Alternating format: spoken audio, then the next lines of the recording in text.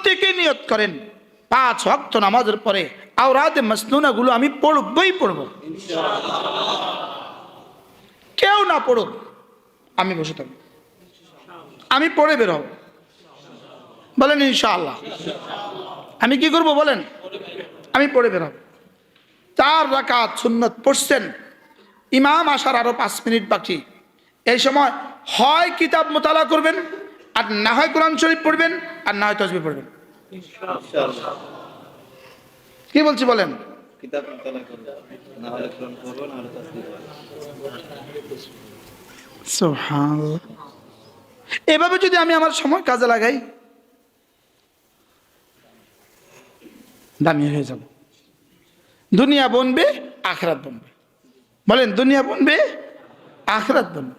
আলাম ইয়ানি লিল্লাযীনা আমানু, আলাম ইয়ানি লিল্লাযীনা আমানু আন তাখশা কুলুবুহুম লিযিকরিল্লাহ। মুমিনদের এখনো কি সময় হয় নাই জিকিরের জন্য দিলটা নরম করার?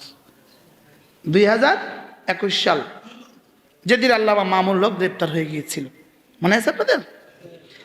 ওই দিন জোহরের সময় যখন এই সংবাদ পাইলাম এই মাত্র মামুনুল হক সাহেব গ্রেপ্তার হয়ে গেছে, আর পত্রিকাতে আর মোবাইলে ওনার এই মামলাটা চলে আসছে।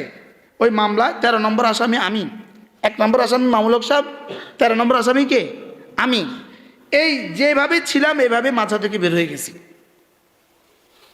পলানোর উদ্দেশ্যে। এক জায়গায় গিয়ে পলাইছি, চিটাঙ্গে। কোথায়? চিটাঙ্গে এক জায়গায় গিয়ে এক টানা 2 মাস ছিলাম এক কামরার ভিতরে।